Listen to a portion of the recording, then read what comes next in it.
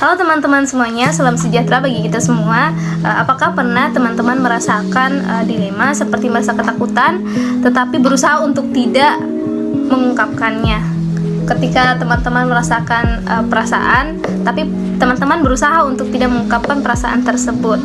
Nah, mungkin teman-teman bingung atau merasa bertanya-tanya nih, mengapa fenomena itu bisa muncul. Nah, untuk mengetahui lebih jelasnya, kami dari kelompok 8 akan menjelaskan teori mengenai teori disonansi kognitif. Jadi, teori disonansi kognitif ini salah satu teori yang masuk dalam ranah ilmu komunikasi. Teori ini diperkenalkan oleh Leon Festinger pada tahun 1957.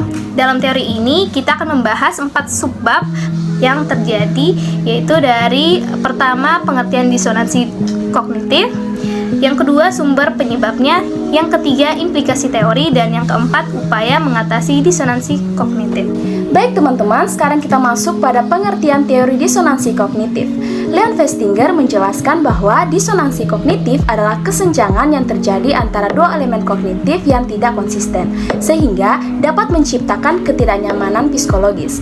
Hal ini didukung oleh Vaughan and Hawke yang menyatakan bahwa disonansi kognitif adalah suatu kondisi tidak nyaman dari tekanan psikologis ketika seseorang memiliki dua atau lebih kognisi yang tidak konsisten atau tidak sesuai satu sama lainnya. Berikutnya kita akan masuk pada penyebab dari teori disonansi kognitif. Festinger menyebutkan ada 4 hal yang menyebabkan terjadinya disonansi kognitif. Yang pertama itu inkonsistensi logika, yaitu logika berpikir yang mengingkari logika berpikir yang lain.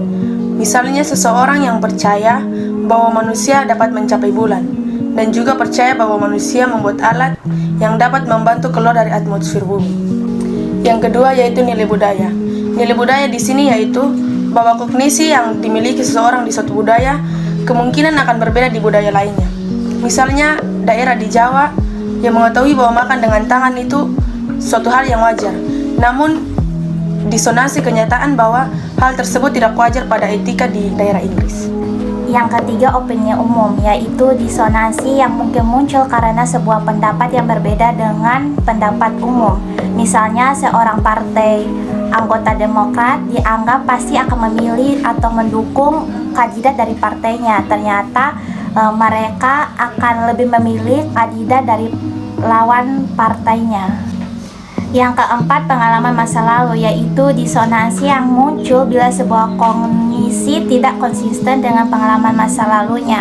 Misalnya seseorang yang mengetahui bahwa dia terkena air hujan akan basah, tetapi dia mengalami disonan ketika pada suatu hari ia ternyata mendapati dirinya tidak basah saat terkena air hujan. Yang berikut adalah bagaimana implikasi teori disonansi kognitif. Menurut Festinger, teori disonansi kognitif memiliki implikasi penting dalam banyak situasi spesifik. Yang pertama, keputusan atau decisions. Festinger tahun 1957 menyatakan bahwa disonansi merupakan konsekuensi yang tidak dapat dihindarkan dari keputusan. Hal tersebut didasari oleh kenyataan bahwa seseorang individual harus berhadapan dengan sebuah situasi konflik sebelum sebuah keputusan dapat dibuat. Contoh dari munculnya disonansi dari keputusan yang diambil adalah perokok berat yang memutuskan untuk tetap merokok mengalami disonan ketika ia mengalami sakit kanker paru-paru akibat merokok, dengan hal positif yang akan ia dapat bila tidak merokok, yaitu sehat. Yang kedua, forced compliance. Forced compliance merupakan suatu permintaan dari luar diri seorang individu yang dipaksakan kepada seorang individu. Aplikasi dari teori disonansi pada forced compliance terbatas pada permintaan publik atau compliance tanpa disertai oleh perubahan pendapat pribadi. Yang ketiga, pencarian informasi. Festinger berhipotesis bahwa pencarian informasi aktif berkorelasi dengan kekuatan disonansi.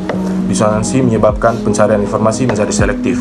Yang keempat, dukungan sosial. Dukungan sosial akan berperan dalam mengurangi kondisi disonan. Disonansi kognitif akan dihasilkan oleh seseorang yang mengetahui bahwa orang lain memiliki opini yang berlawanan dengan opininya. Baik, selanjutnya kita akan masuk pada bagaimana upaya atau cara untuk mengatasi disonansi kognitif. Baik, ada 3 upaya atau cara yang disampaikan oleh Festinger untuk mengatasi atau mencegah terjadinya disonansi kognitif. Yang pertama, mengubah elemen tingkah laku. Yang kedua, mengubah elemen kognitif lingkungan. Lalu yang ketiga atau terakhir, menambah elemen kognitif baru. Baik, yang pertama, kita mengubah elemen tingkah laku. Baik, kita akan masuk pada contoh. Seseorang yang ingin piknik di luar ruangan, tetapi ternyata hujan, memilih untuk mencari kegiatan lain di dalam lingkungan atau di dalam rumahnya. Lalu yang kedua, mengubah elemen kognitif lingkungan. Kita masuk pada contoh, seorang perokok berat yang mempercayai bahwa merokok tidak mengganggu kesehatan dan mengetahui orang lain berpendapat berbeda, berusaha mempengaruhi orang lain yang berbeda pendapat tersebut untuk mendukung pendapatnya. Lalu yang terakhir, menambah elemen kognitif baru. Misalnya, seorang perokok berat di atas meyakinkan dirinya sendiri bahwa merokok masih lebih baik daripada mengkonsumsi alkohol atau narkoba yang jauh lebih merusak kesehatan. Jadi sekian penjelasan dari kami terkait disonansi kognitif. Semoga penjelasan yang kami sampaikan dapat bermanfaat dan bisa menambah pengetahuan dari teman-teman sekalian. Sekian dan terima kasih.